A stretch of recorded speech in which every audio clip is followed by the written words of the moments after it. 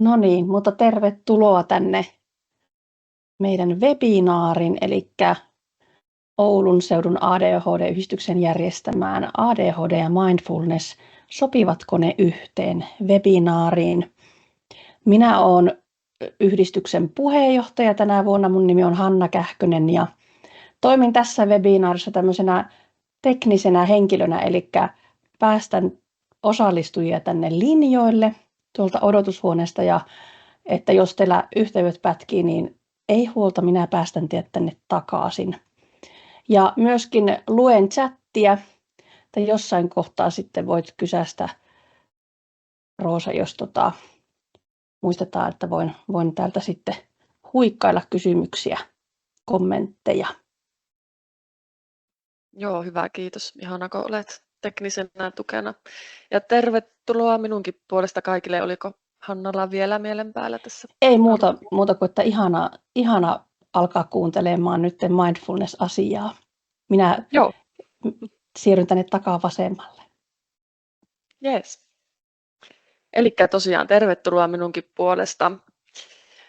Ja minun diat siinä taitaakin näkyä. Minä vielä mietin, että onko tuo chatti vielä toiminnassa. Mulla siinä tällä hetkellä lukee, että keskustelu on käytettävissä vain kokouksen aikana. Ollaanko me aloitettu tätä kokousta jotenkin vielä virallisesti klikkaamalla jostakin oikeasta paikasta? Koska tarkoitus tosiaan olisi, että ihan koko ajan saattaa laittaa chattiin kysymyksiä ja kommentteja. Ja loppuun me kyllä on sinne jo, jes, testi tuli perille, hyvä. Toimii chatti, niin pistäkää ihan koko ajan mitä tahansa ajatuksia herääkään, niin sinne ja kysymyksiä myös. Ja tallenne tästä tulee, Hanna voisi sitten sanoakin vielä. No, mulla toi chatti jo kans päällä, mutta mulla lukee sama teksti kuin sulla, Roosa.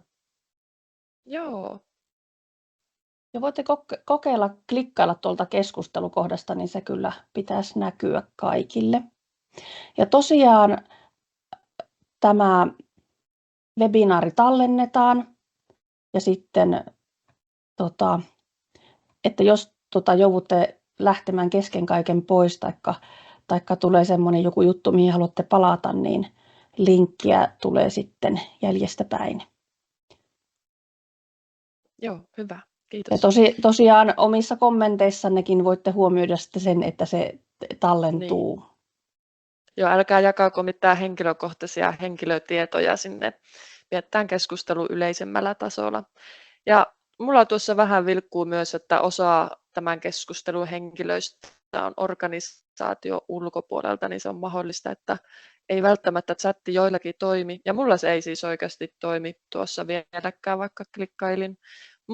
Mutta siis mikki on toiminnassa silti kaikilla, niin tuossa lopuksi viimeistäänkin jätetään aikaa kysymyksille ja kommenteille, niin saa myös mikkiä sitten avata silloin. Ja saapi myös minun puolesta avata mikkiä kesken kaiken ja huudella menemään sieltä, niin jos on jotakin niin akuuttia. Mutta toivottavasti ainakin joillakin chattikin toimii. Okei, no mutta hei, minä tosiaan olen Roosa Kämäräinen, minä olen psykologi ja minä olen töissä Oulun YTHS:llä. Siellä minä olen jo 4 vuotta kohta ollut ja tehnyt lähinnä lyhytterapioita korkeakouluopiskelijoille ja vetänyt ryhmiä. Siellä minä vähän semmoista Stressless-nimistä ryhmää, joka on nimenomaan mindfulness-pohjainen, että siellä tehdään harjoituksia ja 8 kertaa tavataan pienellä porukalla ja opitaan. Se pohjautuu hyväksymis- ja omistautumisterapiaan, niin kuin minun psykologin työ muutenkin pitkälti. Ja tuon työn lisäksi minä myöskin olen Oulu Mindfulness ry:n yhdistyksen yksi ohjaajista. Eli meillä tuolla Oulussa Hietasaaressa joka sunnuntai kokoonnutaan porukalla ja tehdään mindfulnessia yhdessä. Ja se on myös tosi mukavaa hommaa. Itse olen käynyt mindfulness-ohjaajakoulutuksen 2021. Se oli semmoinen voimavarakeskeinen koulutus. Ja siitä lähtien olen itsekin tehnyt säännöllisesti mindfulnessia melkeinpä joka päivä. Siinä koulutuksessa piti tietenkin aluksi sitoutua siihen, että ainakin sen ekat 8 viikkoa tekee säännöllisesti mindfulnessia, että sitten tulee päteväksi ohjaajaksi myös, niin se oli hyvä aloitus itselle semmoiseksi säännölliseksi hommaksi. Olenhan minä tietenkin aikaisemminkin jo tehnyt mindfulness-harjoituksia, mutta siitä lähtien noin 4 vuotta sitten niin aloin tekemään ihan säännöllisesti. No, mindfulnessin opettamisen lisäksi minä myös opetan improvisaatioteatteria tuolla Vuolle-opistolla tällä hetkellä. Niissä on yllättävän paljon sammaa.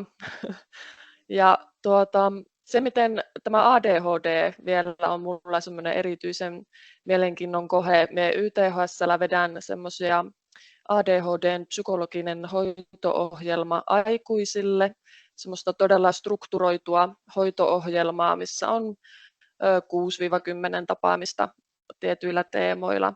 Ja sitä minä siellä jo yli vuoden ajan vetänyt tosi paljonkin niin yksittäisille asiakkaille, niin siinä on päässyt kunnolla syventymään itse niin ADHD-asiakaskuntaan.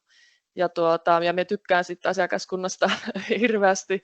Mulla itsellä ei ole diagnosoitu ADHDta, mutta huomaan ja tunnistan kyllä niitä piirteitä itsessäni paljonkin. Ja myöskin tuttuja mulla tietenkin on paljon myös, joilla on ehkä jopa diagnosoituakin ADHDta. Ja semmoinen vitsi tuolla improvisaatioteatteripiireissä pyöriikin, että kaikki taiteilijat tai improihmiset, niin niillä kaikilla on ADHD, mikä on tietenkin ihan karmea yleistys, että eihän se totta ole. Mutta hauska semmoinen heitto, mikä siellä pyörii. Tuon kaiken lisäksi vielä viimeisenä minä tällä hetkellä kirjoitan myös kirjaa, semmoista täytettävää kirjaa, missä olisi mindfulness-harjoituksia erilaisia mahdollisimman paljon ja semmoinen 8 viikon ohjelma, että siinä olisi tarkoitus, että se lukija voisi sitä täytellä sitä kirjaa, tehdä harjoituksia, havainnoja itseänsä ja löytää ne itselle sopivat harjoitukset ja myöskin semmoisen säännöllisen rutiinin saada itselle aikaiseksi siitä mindfulness-harjoittelusta. Niin semmoista kaikkea minusta, mutta mennään nyt alkuorientoitumiseen ihan kohta. Tässä vielä näette, mitä tänään on luvassa. Eli eka vähän orientoidutaan, rauhoitutaan tähän alkuun. Sitten me kerron tietysti, että mitä se mindfulness, eli tietoinen hyväksyvä läsnäolo on, vähän määritelmää. Sitten me kerron, mitkä hyödyt siitä on tutkitusti huomattu ihmisten saavan. Sitten mietimme sitä ADHD ja mindfulnessin yhteensopivuutta. Vähän tulee myös varoituksen sanaa siellä sitten sen jälkeen. Sitten tehdään vähän pidempi, ihan kunnollinen klassinen mindfulness-harjoitus yhdessä, missä on muutamaakin erilaista tekniikkaa mukana, mistä voi löytää sitten itsellensä semmoista, mitä voi tehdä tämän jälkeenkin itsekseen sitten. Sitten vähän voimme myös miettiä, että minkälaisen harjoitussuunnitelman sinä ehkä itse haluaisit itsellesi tehdä tässä ja nyt vielä tämän webinaarin aikana. Lopuksi on sitten tilaa kysymyksille ja kokemuksille. Roosa, tuli semmoinen mieleen, että mulle ainakin pikkusen välillä sun ääni pätkii, että auttaisikohan siihen, jos et tarvi kameraa pitää päällä, että jos sen laittaa pois. Joo, kokeillaan. Ja sano vaan heti, jos ei toimikaan, niin minä voin kokeilla myös ottaa nämä kuulokkeet pois ja mennä läppärin mikrofonilla. Auttoiko vielä yhtään? Oliko se paha pätkintä? Ei ollut paha pätkintä. Okei. Joo, sano jos menee pahaksi. Kiitos Hanna. Eli alkuorientoitumista vähän tähän. Eli te kaikki olette jostakin syystä tähän webinaariin ilmoittautunut ja ilmestynyt vieläpä paikallekin. Niin antakaa myöskin itsellenne lupa tässä keskiviikon iltahetkessä, tai minä hetkenä tallennetta kattookaan myöhemmin, niin ottaa itselle tämä tuntinen, mikä meillä tässä on yhdessä, ja antaa itsellensä semmoinen lupa olla vaan nyt tässä. Voi jopa hemmotella omaa hermostuansa ja pistää jopa kännykän pois käsistä ja niin kauas, että käsi ei enää ylety sinne ja laittaa sen äänettömälle, koska meidän hermosto tietysti rakastaa sitä, että me keskityttäisiin vain yhteen asiaan kerrallansa ja usein se kännykkä on se suurin häiriötekijä meillä. Niin pistä sitä kauemmas, jos vaan onnistuu.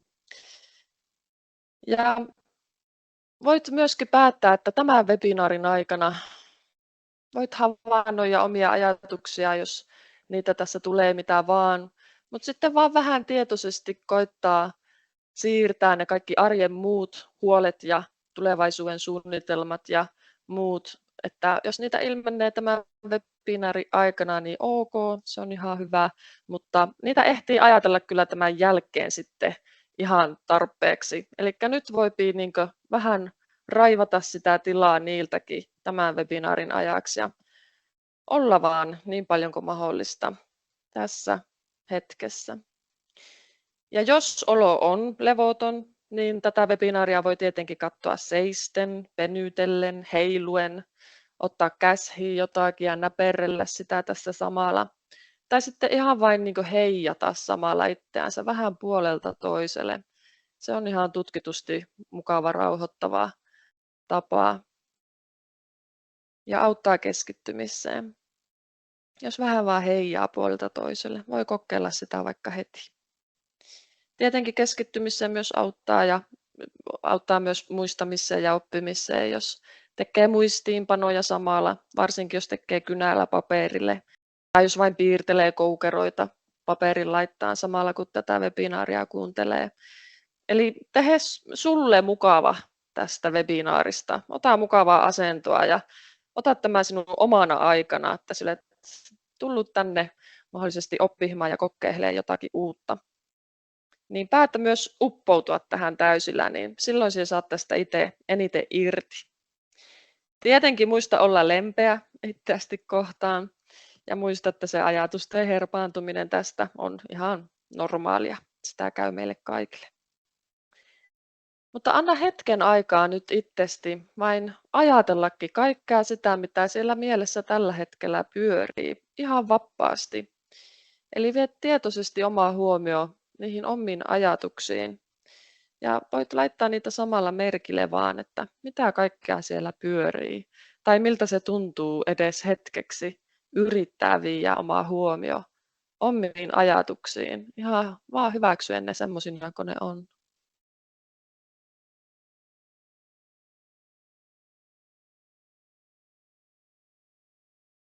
Voit sulkea myös silmät tai tuijotella jonnekin kaukaisuuteen, seinään tai ikkunasta ulos ja vielä hetken aikaa vaan kuunnella ja pistää merkille omat ajatukset.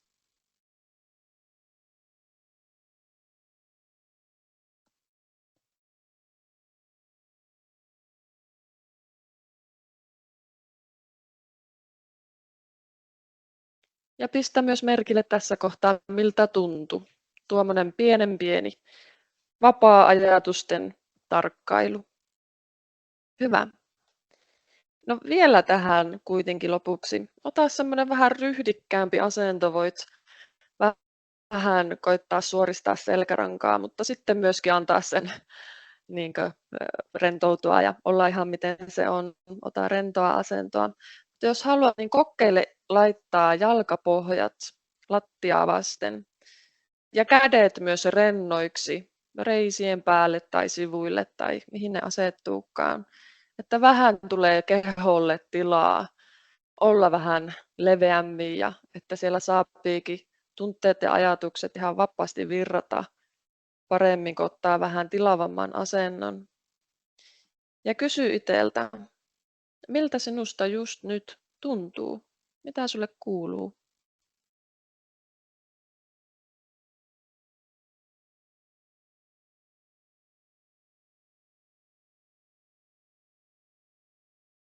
Ja kuuntele se vastaus, mitä sinun mielikuvitus tuottaa.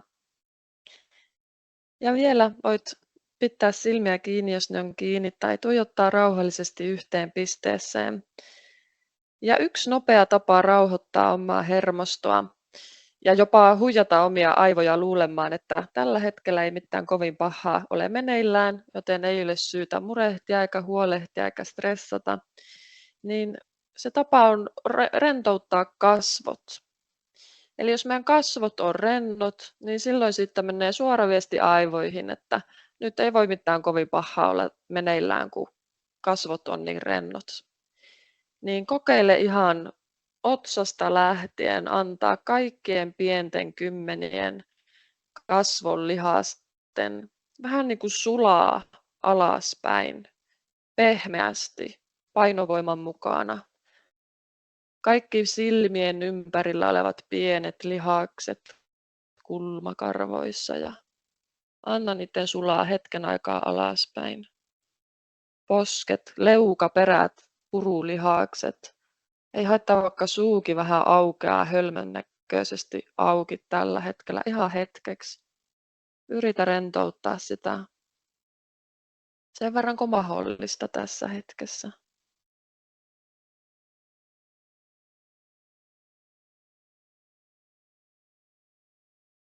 Ja laita merkille, miltä se tuntuu, kun yrittää rentouttaa omia kasvoja.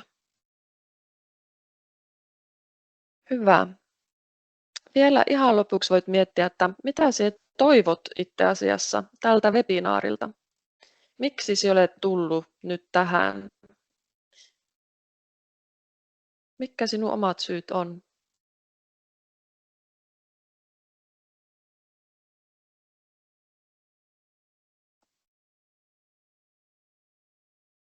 Ja sitten kun olet valmis, niin voit avata silmiä, jos ne oli kiinni ja jatketaan. Myöskin ne, jotka pystyy chattiin kirjoittamaan, voi sinne laitella heti kirjoittaa omaa kokemusta tuosta pienestä orientoitumisesta. Tuntuuko helpolta tai vaikealta? Heräskö jotakin ajatuksia, miltä siellä omassa kehossa tuntuu? Tai voi myös kirjoittaa sen toiveen, että mitä sinä toivot tältä webinaarilta, niin minäkin saatan lopuksi vilkassa tässä, että pystynkö olemaan vielä jotenkin siinä asiassa avuksi. Ja myöskin, jos on vaan mukava aina lukea muiden kokemuksia tämmöisistä, kun ne voi olla tosi erilaisia, niin jakakaa ihmeessä siellä chattiin, jos vaan tuntuu siltä.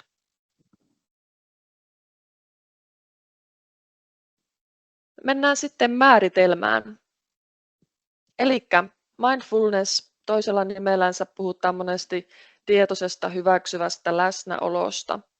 Ja ne 3 sanaa on aika hyviä ja kuvaavia itsessänsä, niin pysähyttää niiden äärelle vähän ihmettelleen, että mitä ne 3 sanaa ihan oikeasti tarkoittaa. Ensimmäisenä on tietoinen, eli koko ajan meidän 5 aistikanavan kautta, eli tuntoaistin, näkö, haju, maku ja kuuloaistin kautta, meille koko ajan tulee tästä maailmasta ja myös meidän sisältä kehosta tuntemuksia, niin sitä kautta me saadaan koko ajan tietoa siitä, että mitä nykyhetkessä tapahtuu minun ympärillä ja myös minun sisällä. Eli me voidaan myös kuunnella sitä, että mitä ajatuksia, tunteita ja kaikenlaisia kehon aistimuksia meillä on myös sisällä. Eli sitä tarkoittaa tietoiseksi tuleminen, eli tietoisuus siitä, mitä just nyt tapahtuu. No sitten on hyväksyvä, eli kun me saadaan sitä tietoa, niin joskushan me ei tykätä siitä, että miltä meistä tuntuu, tai meillä saattaa olla sellainen olo, että me ei halua ajatella näin, tai miksi me nyt taas ajattelen tai tunnen noin, että minun ei saisi tehdä niin, tai mulla ei ole oikeutta, tai jotakin. Niin joskus me aletaan tämmöistä taistelua harrastamaan omia sisäisiä ajatuksia tai tunteita tai kehon aistimuksia kohtaan, että minä en halua tuntea näin. Tai myöskin ympärillä olevia asioita kohtaan, että meidän on joskus vaikea hyväksyä sitä, mikä on totta. Ja se on ihan normaalia. Sitäkin kohtaan kannattaa olla hyväksyvä, että aina ei pysty ihan kaikkea suorilteen vaan hyväksymään. Mutta tässä sitten olisi tarkoitus mindfulnessissa harjoitella sitä hyväksyntää, sitä todellisuutta kohtaan sellaisena kuin se on, toteavaan sävyyn, ilman että arvostelisi sitä kaikkea hyväksi tai huonoksi, oikeaksi tai vääräksi.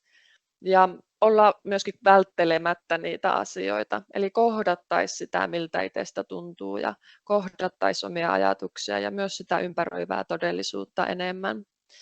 Ja tuo hyväksyminenhän ei tarkoittaa semmoista passiivista luovuttamista kaiken suhteen, että asiat on näin ja niille ei voi mitään, vaan päinvastoin hyväksyntä tarkoittaa aika aktiivista semmoista prosessointia, että tällä lailla asiat on, okei, jos hyväksyy ne, niin niitä pystyy paremmin sitten käsittelemään, kun antaa sen tiedon tulla omaan tietoisuuteen ja on tuomitsematta sitä liikaa. No sitten on vielä läsnäolo, eli kun sulla on sitä tietoa, mitä tapahtuu, sinä hyväksyt sen sellaisenaan, niin sitten vielä, miten sinä voisit olla läsnä sen kaiken kanssa nykyhetkessä, ettei liikaa se oma mieli pyörisi tulevaisuuden suunnitelmissa tai uhkakuvissa, eikä myöskään menneisyyden jossakin sosiaalisissa tilanteissa, että miksi sanoin kaverille 10 vuotta sitten näin tai eilen töissä noin, että ei liikaa olisi siellä menneisyydessä tai tulevaisuudessa, koska tietenkin se elämä tapahtuu aina tässä ja nyt ja ehkä me kaikki niin tiedetään se semmoinen toive, että ei aina olisi liikaa siellä tulevaisuudessa ja menneisyydessä, vaan pystyisi enemmän nauttimaan siitä nykyhetkestä tässä ja nyt. Eli miten olla läsnä sen kaiken kanssa aidosti nykyhetkessä. Ja käytännössä mindfulness, sen määritelmä on, että tulee tietoiseksi siitä, missä se oma huomio milloinkin on. Ja se on myös taito, eli mindfulness-taito on sitä, että miten osaa suunnata sitä omaa huomiota uudelleen ja uudelleen nykyhetkeen. Ja sitähän näissä mindfulness-harjoituksissa tehdään, että otetaan joku kohde omalle huomiolle. Hengitys myös tapahtuu aina vain nykyhetkessä aistien lisäksi, niin hengitys ja aistit on monesti hyviä ankkureita nykyhetkeen. Ja mindfulness-harjoituksessa se yritetään pitää se keskittyminen siinä vaikkapa hengityksessä. Ja aina kun huomaa, että se ajatus kuitenkin herpaantuu siitä hengityksestä, niin huomataan se herpaantuminen ja palataan takaisin siihen hengitykseen uudelleen ja uudelleen ja uudelleen. Sitä on se jumppa, mitä mindfulness-harjoituksissa tehdään.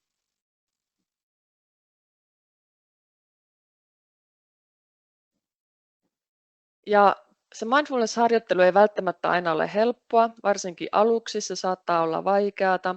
Ja se myös saattaa vaihdella, että joskus se on tosi kivaa ja ihanaa ja sitten taas yhtäkkiä ei. Mutta mitä enempi sitä tekee, niin sitä enempi sitä voi saada niitä hyötyjä. Eli se myös palkitsee.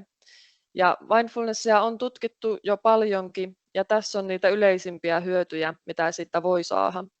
Eli terveyden suhteen psyykkinen ja fyysinen terveys paranee, nukkuminen, immuunipuolustus, toimintakyky. Myöskin verenpaine ja stressihormonit taas saantuu. Tunteiden kohdalla se, että sinä pystyt kohtaamaan, nimeämään ja säätelleen tunteita paranee. Ja myös miellyttäviä tunteita tulee lisää, eli iloa, rauhaa, yhteyden kokemusta, tyytyväisyyttä ja merkityksellisyyden tunnetta. Kognitioissa ihmisen tarkkaavuuden suuntaaminen, ylläpitäminen ja joustava siirtäminen kehittyy. Ja monenlaiset, tässä on vain muutama luettuna, päätöksenteko, ajattelun joustavuus, työmuisti ja luova ongelmanratkaisu ja ylipäätänsä luovuus paranee. Ja tässä on vain muutamia niin yleisimpiä mainitakseni, mitä ne hyödyt voi olla. Eli ihan oikeasti kuka tahansa voi saada näitä hyötyjä itsellensä harjoittelemalla mindfulnessia, mutta tähän liittyy myös mutta. Me mennään siihen kohta. Sitä ennen vähän tätä ADHD ja mindfulnessin yhteyttä toisiinsa. Eli siis ADHD, sen ydinoireitahan nimenomaan on tarkkaamattomuus, ylivilkkaus ja impulsiivisuus. Ja mindfulness taas, niin sen tarkoitus on nimenomaan opetella suuntaamaan sitä omaa tarkkaavaisuutta tarkoituksenmukaisesti. Niinpä nämä mindfulness-harjoitukset saattaa olla vaikeita just ADHD-oireisille, koska heillä on niitä oireita tarkkaavuuden kanssa. Mutta sitä suuremmalla syyllä ne myöskin on erittäin hyödyllisiä nimenomaan ADHD-oireisille, koska ne harjoittaa niitä taitoja, jotka on vaikeita niille ihmisille. Niin se on sitä vaikeampaa, mutta sitä ehkäpä hyödyllisempää ja palkitsevampaa, jos siitä tulee itselle oma juttu. No tuossa on yksi artikkeli mindfulnessin Mindfulness ADHDn hoidossa löytyy käypähoito.fiistä. Siellä oli vähän koottuna erilaisia tutkimuksia ADHD ja mindfulnessin yhteydestä tai sitten, että auttaako se mindfulness-harjoittelu oikeasti ADHD-oireisia henkilöitä. Ja siellä oli aika selkeästi sitten havaittu, että monienkin meta-analyysien eli koottujen tutkimusten tulokset viittaa siihen kliinisesti merkittävään ADHD-oireiden lievittymiseen mindfulness-interventioiden myötä. Eli mindfulnessin avulla pyritään nimenomaan säätelemään sitä tarkkaavuutta ja myös se vähentää niitä yliaktiivisuus- ja impulsiivisuusoireita. Mutta ADHD-ihmisillä on ehkä super tärkeää, ja niin kuin kaikilla muillakin, mutta varsinkin ADHD-ihmisillä ehkä olla super lempeä itseänsä kohtaan siinä kohtaa, kun lähtee tekemään niitä mindfulness-harjoituksia, koska se tosiaan saattaa olla vähän hankalaa. Siinä saattaa helposti alkaa ärsyttämään, että no ei minun ajatus pysy tässä harjoituksessa. Saattaa alkaa kritisoimaan itseänsä, että ei minusta ole mihinkään, kun ei minusta ole tähänkään. Niin siksi on niin super tärkeä se hyväksyntäpuoli tuossa tietoisen hyväksyvän läsnäolon sanoista. Ihminen saattaa jopa tehdä itsellensä hallaa ja vain lisätä omaa kärsimystänsä, jos hän alkaa olleen tosi tietoinen ja läsnä, mutta ei hyväksyvä sitä kaikkea kohtaan, mitä siinä hetkessä tapahtuu. Eli siksi se hyväksyntä on niin melkein, no en voi sanoa, että tärkein sana niistä 3 sanasta, mutta kuitenkin super tärkeä, ettei vahingossa ala vain lisäämään omaa kärsimystänsä sillä, että hampaat irvessä yrittää tehdä jotakin mindfulness-harjoitusta, mutta ei samalla hyväksy sitä omaa kokemusta semmoisena kuin se siinä hetkessä on.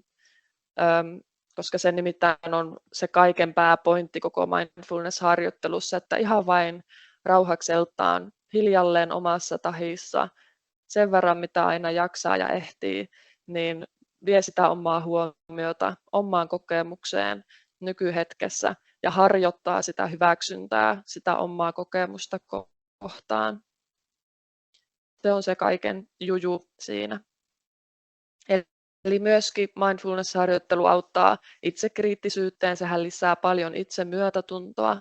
On myös paljon erilaisia harjoituksia, jotka myöskin ADHD-ihmisille suunnattuja harjoituksia, jotka voi tarkalleen just heitä auttaa. Löytyy, jos vaan hakee hakukoneista lisää mindfulness ja lisää siihen perään ADHD-sanaan, niin kyllä löytyy paljon erilaisia äänitteitä.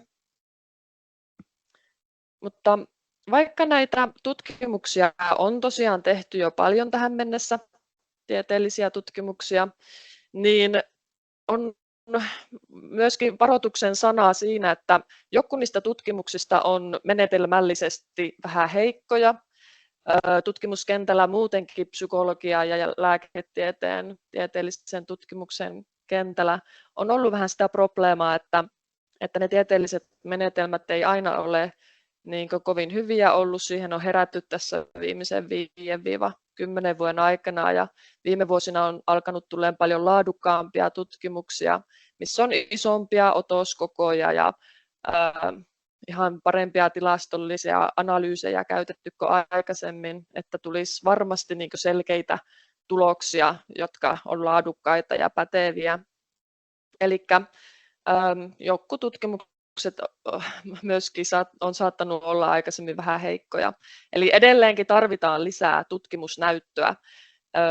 Se oli se pointti tässä. Mutta myös varoituksen sana sitä kohtaan, että vaikka tutkimusten mukaan selkeästi ihmiset hyötyy mindfulness-harjoittelusta ja myös ADHD-oireiset, niin niissä tutkimuksissa usein tehdään ryhmäinterventio. Tehdään myös yksilöinterventioita, että vain yksilö itsekseen alkaa harjoittelemaan mindfulnessia, mutta aika usein siellä tehdään jollekin porukalle se ryhmäinterventio ja saatetaan tehdä niitä harjoituksia yhdessä porukalla ja ohjatusti jonkun kokeneen ohjaajan ohjauksessa. Niin ja myöskin niin kuin säännöllisesti pitkään, niin kuin yleensä ne on 8 viikon interventioita, mitä tehdään, tai jopa pidempiä, on myös lyhyempiä, ja on myös tutkittu sitä, että jos vain yhden harjoituksen tekee, niin mitä jo sen yhden harjoituksen aikana tapahtuu, että monenlaisia tutkimuksia on ja tuloksia, mutta varoituksen sana vain siinä mielessä, että ne mindfulness-harjoittelun hyödyt oikeasti ihmiset saavuttaa yhä paremmin, jos ne säännöllisesti harjoittaa. Ja myös jos ryhmässä harjoittaa, niin silloin vielä omat etunsa siinä. Ja vieläpä jos jonkun ammattitaitoisen ohjaajan ohjauksessa harjoittaa, niin silläkin on vielä tosi hyvät edut sille harjoittajalle. Eli jos sitä alkaa tekemään, niin kannattaa tehdä säännöllisesti pidemmän aikaa, jolloin ne vaikutuksetkin ja ne hyödyt sitten on pysyvämpiä ja ehkäpä vähän suurempiakin. Ja myös näissä tutkimuksissa nehän aina noudattaa todennäköisyysjakaumaa, eli semmoista käyrää. Eli aina näissä tutkimuksissa on ihmisiä, jotka ei hyödy niistä harjoituksista tai jopa kokee haittaa. Eli jos riittävän suurella osalla niistä tutkittavista on todettu siinä mindfulness-harjoituksista olleen riittävän suuri apu, niin silloin sen tutkimuksen tuloksena on, että mindfulness auttaa ja on hyvä menetelmä suurelle joukolle. Vaikka siellä aina niissä tutkimuksissa on mukana ollut niitä ihmisiä, jotka ei ole hyötynyt niistä ja on saattanut jopa kokea haittaa. Ja tässä onkin yleisimpiä haittavaikutuksia, jotka halusin laittaa tähän. Eli on havaittu, että voi tulla yli- tai alivireyttä, keskittymisvaikeuksia, univaikeuksia, ahdistuneisuutta, masentuneisuutta, aistihavaintojen epämiellyttävyyttä, että kokee vaikka kirkkaat valot ärsyttävämpänä, minäkokemuksen horjumista, mikä joskus on vähän tarkoituskin mindfulness-harjoituksissa, että joku tykkää joistakin näistä vaikutuksista ja toiset taas ei. Myös saattaa tulla vierotusoireita, jos ei tee harjoitusta. Sitä ehkä on vähän huomannut itsekin, että jos jättää kokonaan pitkäksi aikaa tekemättä, niin sitten kyllä alkaa vähän tuntua ja haluaakin palata äkkiä takaisin tekemään harjoitusta. Mutta myös tutkimusta on tehty näistä haittavaikutuksista ja on huomattu, että ei voida tietää etukäteen, että kelle nämä harjoitukset sopii ja kelle ei.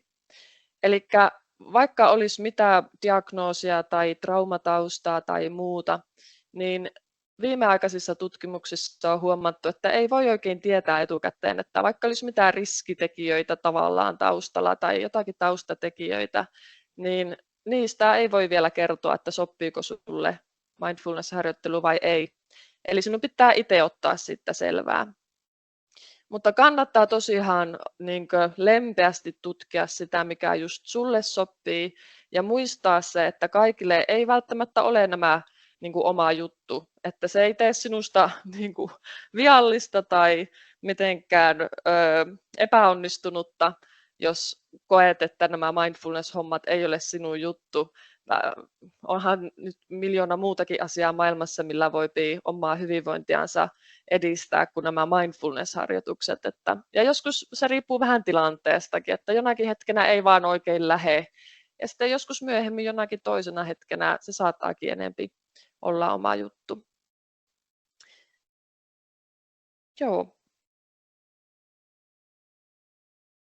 Ehkä vielä tähän haluaisin sen lisätä, että vaikka tuossa tuli noita hyötyjäkin ladeltua, niin mindfulness-harjoittelussa on kyllä tärkeää se, että ei lähde vaan jotenkin hampaat irvessä tavoittelee niitä hyötyjä, että no niin, minä nyt harjoittelen, että minusta tulisi jotenkin rauhallisempi ja keskittyminen paranisi tai mitä tahansa, vaan kannattaa silleen aika aloittelijan mielellä, avoimin, uteliain, ihmettelevin mielin lähteä kokeilemaan.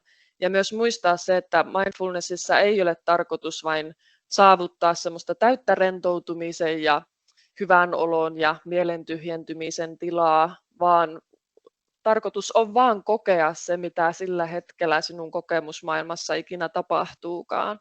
Eli kohdata sitä, mitä sinussa tapahtuu ja harjoittaa sitä hyväksyntää sitä kohtaan. Eli mindfulness ei ole mikään semmoinen feel good program, vaan se on feel everything program, että siinä niin on tarkoitus kohdata kaikki semmoisena kuin se on. Alkaa myös niin pystyä paremmin kohtaamaan kaikkea epämiellyttävää, kun sitä siinä harjoitellessa kyllä myös kohtaa ja sitten oppii myös olemaan niidenkin kanssa.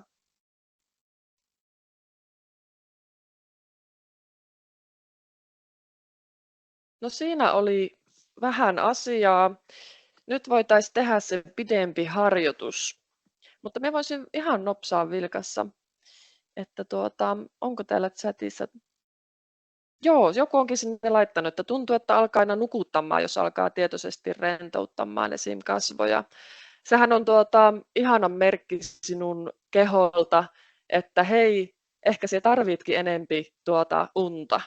Että jos alkaa helposti nukuttaa mindfulness-harjoitusten aikana, lyhyenkin kasvojen rentouttamisen aikana, niin se on ihana hyvä viesti sinun keholta, että hei, sinä ehkä tarvitkin unta jossakin kohtaa. Että ehkä päikkärit tai aikaisemmin nukkumaan tai muuta semmoista, niin kannattaa sitten tehdä. Ja myös näissä, nyt kun aloitetaan myös tekemään tätä vähän pidempää harjoitusta, tässä ainakin vartti menneelle jopa 20 minsaa, niin kannattaa muistaa, että se on normaalia, että tässä saattaa alkaa väsyttämään ja nukuttamaan. Silloin kannattaa vain avata silmät, nostaa vähän leukaa ylös, ehkä jopa ravistella itseänsä tai ottaa isoa vähän virkistävää huokausta väliin, jos ei halua sammua kesken kaiken.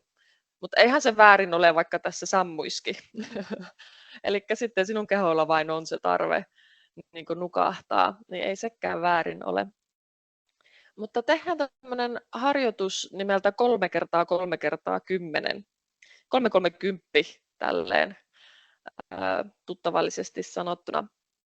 Ja tässä harjoituksessa meidän ankkureina toimii meidän aistit, eli ihan yksi kerrallaan se vie huomiota meidän näköaistiin, kuuloaistiin ja tuntoaistiin. Ja lisäksi myös vielä hengitykseen.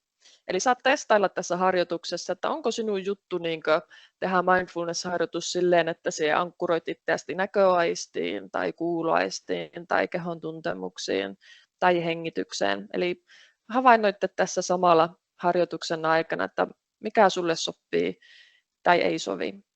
Ja hyväksy sekin sitten sellaisenaan.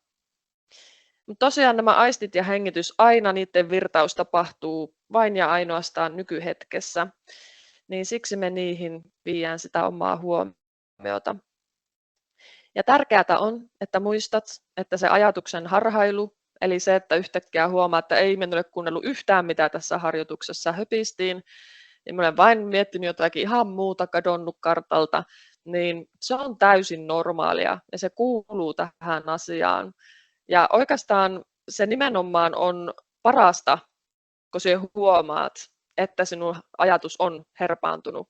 Koska siinä nimenomaisessa hetkessä, kun sinä huomaat sen tapahtuneen, että nyt minä olin jossakin ihan muualla, niin siinä hetkessä oikeastaan se sinun mindfulness-lihas, ei semmoista ehkä ole olemassa, mutta kuitenkin kuvitteellisesti semmoinen mindfulness-lihas jumppautuu ihan niin kuin kuntosalilla jumppaisi jotakin fyysistä lihastansa toistamalla vain jotakin painonnostoa, niin se, kun sinä huomaat, että sinun ajatus on herpaantunut, niin on vähän niin kuin yksi pumppausliike, mikä vahvistaa sitä mindfulness-lihasta, sitä taitoa.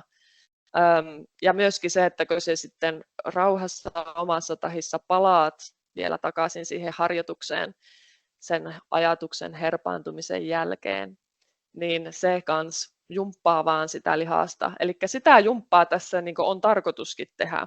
Eli antaakin sen ajatuksen harhailla ja sitten huomata se ja palauttaa se takaisin uudelleen ja uudelleen tähän harjoitukseen.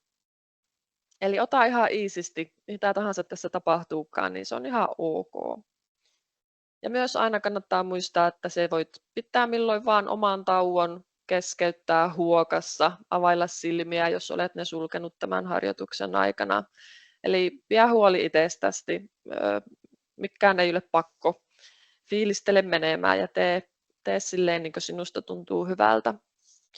Mutta ota myös semmoinen tiukka intentio tähän heti alkuun, että nyt alkaa tämä harjoitus ja sinä päätät täysillä myös yrittää keskittyä siihen, niin sitten saa aidon kokemuksen siitä, että miltä se tuntuu, kun oikeasti yrittää tässä mukana tätä tehdä. Eli asetu mieluiten istumaan ryhdikkäästi, mutta mukavasti.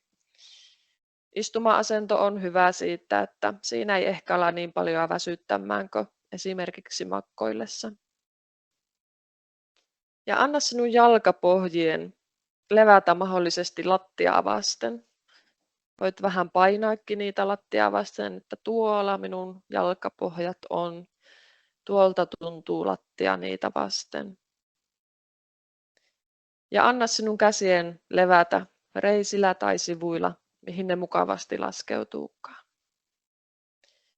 Ja sulje silmät, jos se tuntuu hyvältä, mutta aina voit myös pitää silmät auki ja katsoa johonkin yhteen pisteeseen rauhallisesti koko ajan. Ja ihan aluksi laita merkille, miltä sinusta just nyt tuntuu.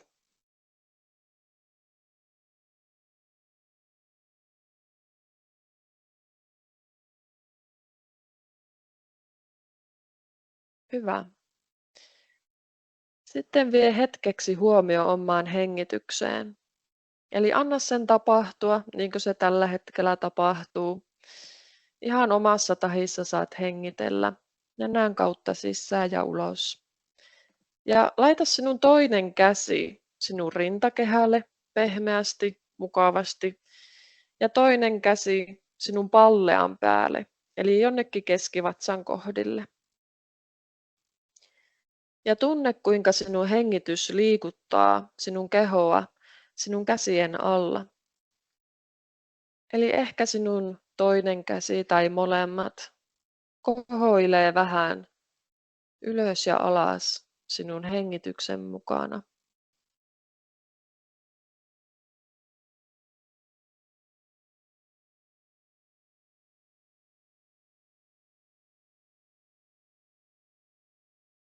Ja samalla voit vielä uudesti kokeilla rentouttaa kasvoja. Eli antaa kaikkien pienten lihasten sinun otsalla, silmien ympärillä ja leuvoissa sulaa pehmeästi alaspäin, sen verran kuin mahdollista tässä hetkessä. Nyt ei ole kiire mihinkään.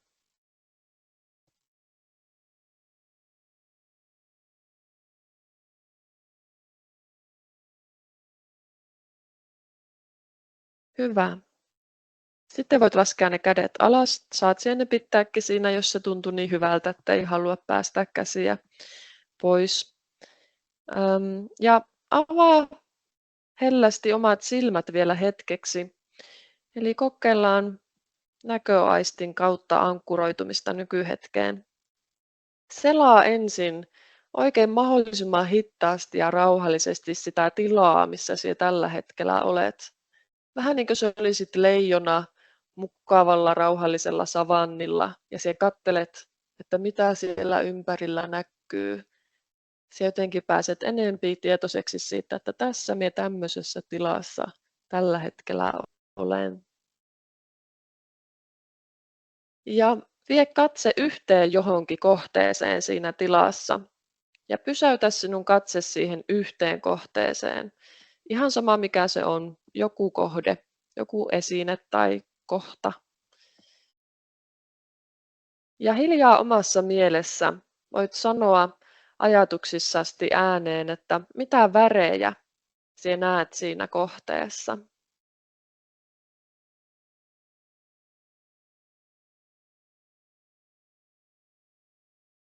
Sitten hiljaa omassa mielessä voit hakea sanoja, että mitä muotoja sinä näet siinä kohteessa. Eli onko siinä jotakin pyöreitä tai teräviä kulmia, suorakulmaisuutta tai kaarevuutta. Mitä muotoja siinä näkyy?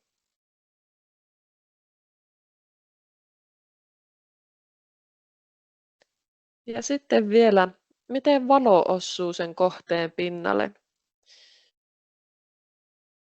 Lähteekö sitten joku varjo? Miten valo ja varjo leikkii sen kohteen pinnalla? Anna vaan sinun näköaistivirran kokea se, miten valo ja varjo siinä on siinä kohteen pinnalla.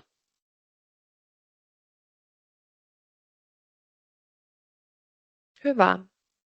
Sitten päästä irti siitä kohteesta ja ota vielä joku toinen kohde omalle katseelle. Eti vaikka joku tosi kaunis kohta sieltä tilasta, missä sinä olet.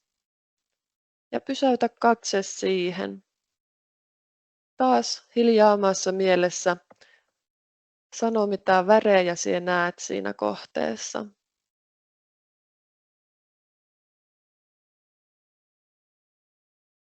Mitä muotoja sinä näet siinä.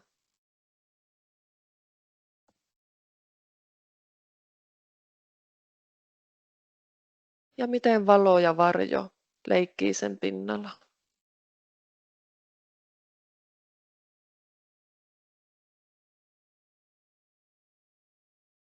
Ja muista, että se on ok, jos ajatus tässä herpaantuu. Sitten vain palaat vielä takaisin uudelleen tähän. Päästä irti siitä kohteesta ja valitte vielä 3. kohde katseelle. Joku uusi, mikä vaan. Ja pysäytä katse siihen. Ja mitä värejä siinä näkyy.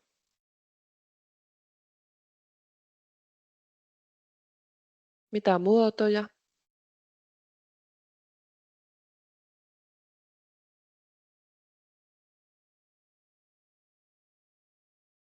Ja miten valoja ja varjo on sen pinnalla.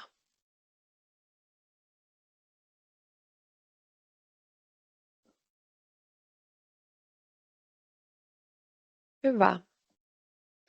Sitten voit sulkea silmät, jos se tuntuu hyvältä, tai pitää ne auki. Ja seuraavaksi keskity kuuntelemaan ääniä sinun ympärillä. Ei haittaa, jos on korvalaput korvilla.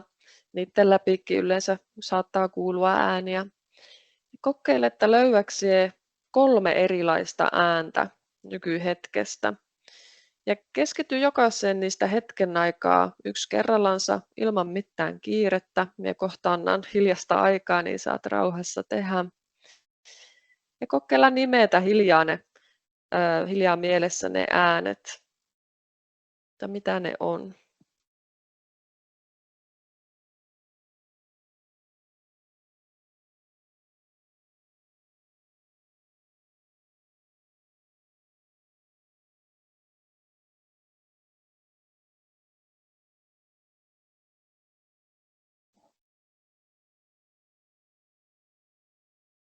Kokeile, pystytkö tunnistamaan, mikä niistä äänistä on korkein ja mikä matalin, mikä niistä tulee läheltä ja mikä kaukaa.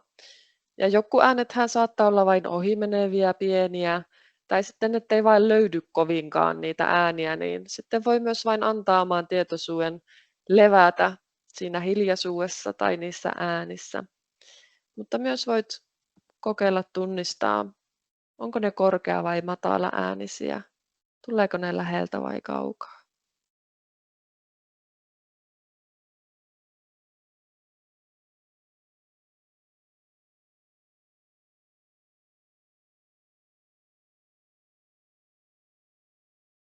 Hyvä. Seuraavaksi vie huomio sinun omaan kehoon. Eli kokeile, löydätkö joku 3 eri tuntemusta sinun kehosta. Fiilistele rauhassa, mitä siellä tuntuu. Yleisiä tuntemuksia omassa kehossa voi olla jännityksen tai rentouden tuntemukset, paineen tuntu vaikka niissä kohdissa, mitkä koskettaa alustaa, tai kylmän tai lämpimän tai neutraalit tuntemukset. Nimeä 3 omaa tuntemusta taas hiljaa omassa mielessä ja pyri toteavaan tappaan, eli jätä pois kaikki arvostelu. Jos joku tuntemus tuntuu tosi epämiellyttävältä, niin voit kokeilla tässä ja nyt, että pystyisikö sinä olemaan sen kanssa, ilman että sinä tässä harjoituksen aikana vielä yrität korjata sitä tuntemusta millään lailla. Eli nyt vain ollaan niiden tuntemusten kanssa ja koitetaan hyväksyä ne ihan sellaisenaan.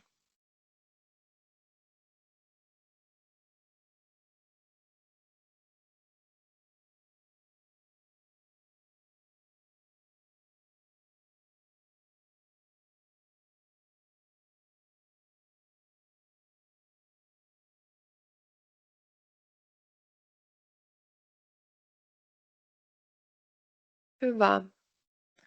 Seuraavaksi vielä hetken aikaa vie huomio omaan hengitykseen. Ja lähde laskemaan sinun uloshengityksiä 1 aina 10.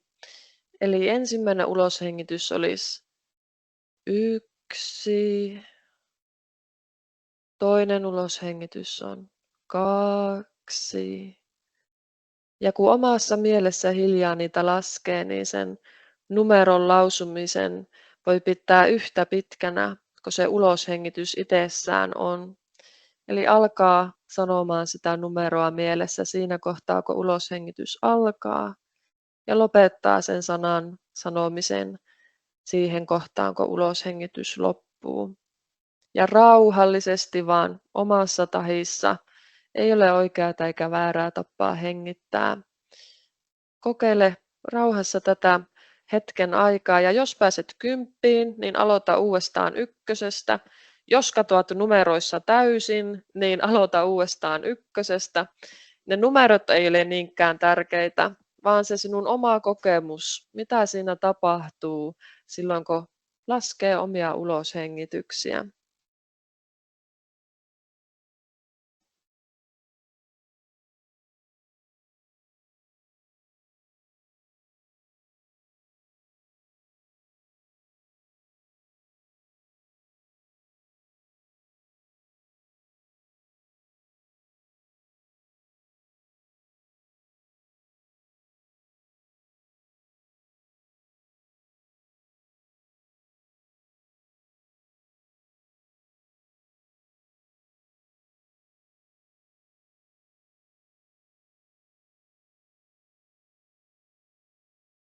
Ja muista, jos ajatus herpaantuu, niin se on hyvä asia.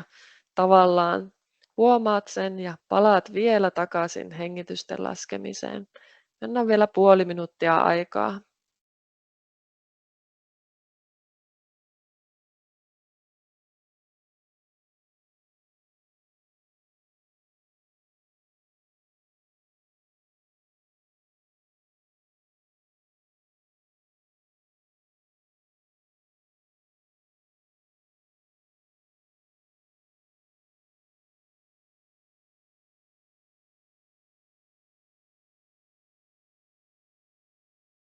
Hyvä. Vielä lopuksi vie huomio koko sinun kehoon hengittävänä kokonaisuutena ja laita merkille, miltä sinusta nyt harjoituksen lopuksi tuntuu.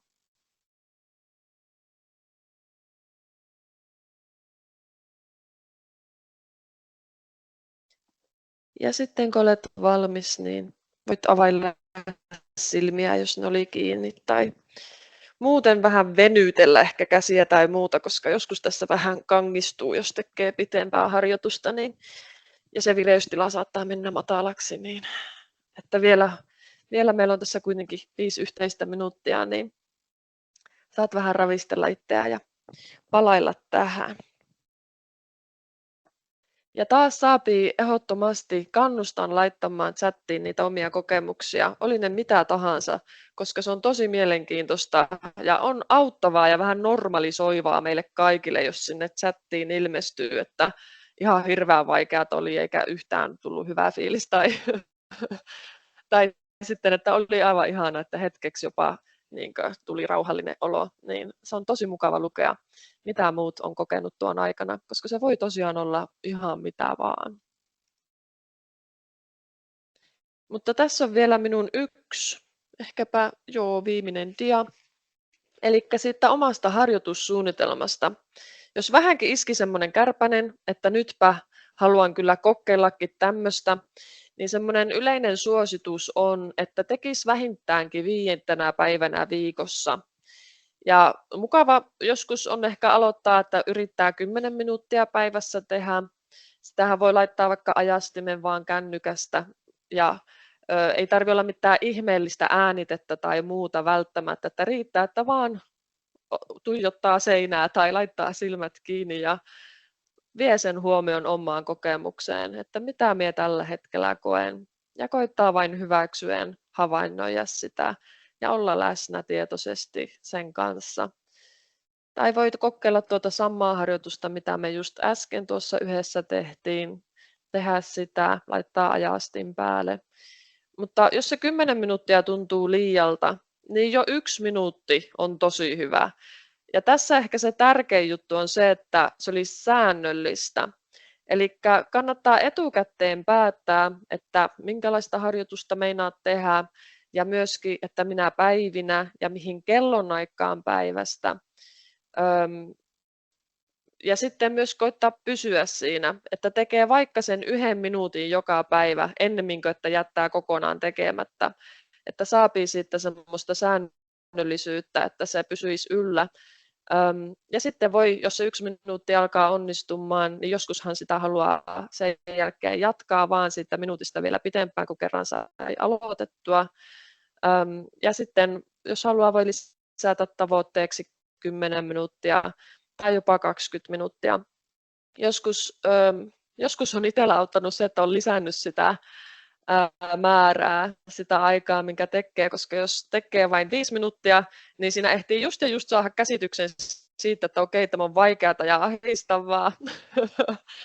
Eikä ehdi saada sitä kokemusta, mikä itsellä varsinkin silloin, kun me aloitin sitä harjoittelua, niin tuli, että kun minun piti sitoutua 25 minuuttia tekemään 5 päivänä viikossa silloin, kun me aloitin, niin se eka vartti oli yleensä enempi tai vähempi vähän tuskasta. Mulla myös oli kroonisia selkäkipuja siihen aikaan, niin se oli senkin takia vähän vaikeaa, mutta oli se muutenkin. Mutta minun mieli yleensä jotenkin heltisi sen vartin tai 10 minuutin jälkeen. Et sitten se jotenkin, kun vain kohtasi sitä vaikeutta sen oman aikansa, niin sitten se alkoi menneen ohi. Niin kuin tunteilla yleensä on tapana niin kuin mennä ohi, jos niitä vain antaa itseensä kokea. Et niillä on aina sellainen kaari olemassa, että ne alkaa, on pahimmillaan jossakin kohtaa, ja sitten ne alkaa yleensä helpottumaan ja loppuu, ei välttämättä, mutta joskus niin käy, niin joskus kannattaa kyllä kokeilla, vaikka hankalalta tuntuisikin, niin semmoista pidempääkin harjoitusta, niin saattaa saada semmoisen niin kuin kokemuksen siitäkin sitten. Ja kirjoja, äänitteitä, sovelluksia, ryhmiä löytyy ihan hirveästi. Jos minä pystyisin, niin minä laittaisin tuohon chattiin linkin minun omille nettisivuille.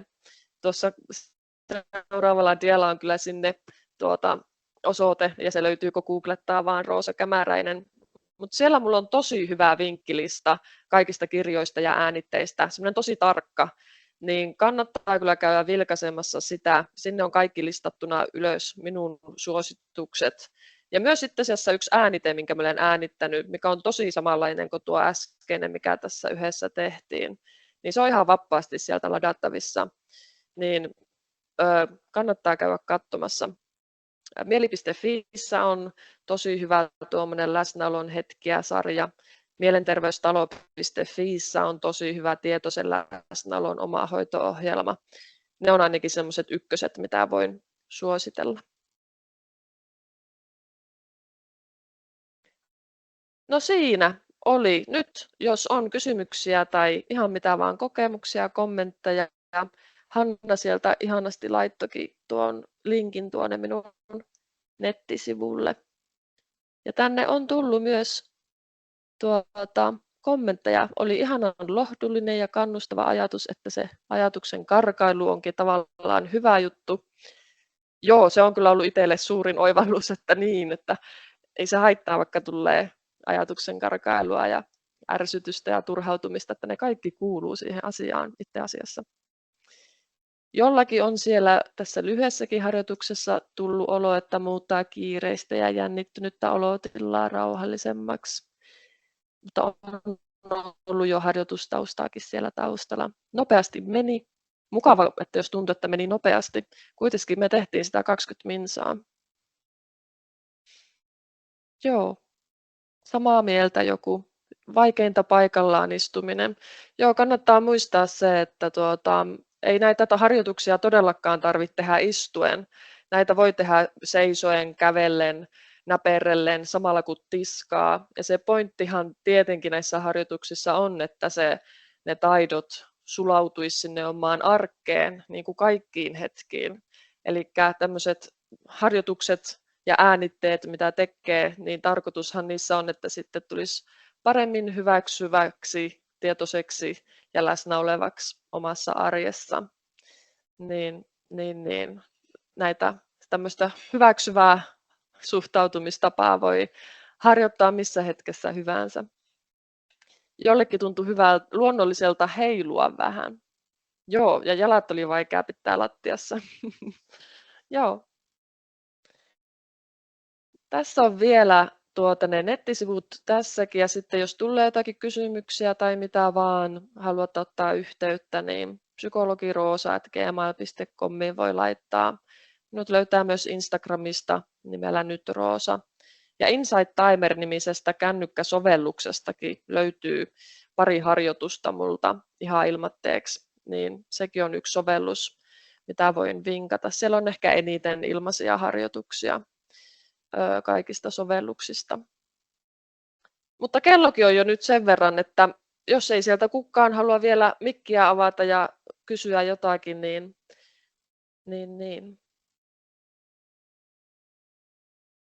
Älä mä lopettele. Minäkin koitan laittaa vielä kameran päälle. Eli kiitoksia kaikille minun puolesta. Oli ihana tuntinen. Palaillaan asiaan. Ja haluaako Hanna vielä sanoa loppusanat?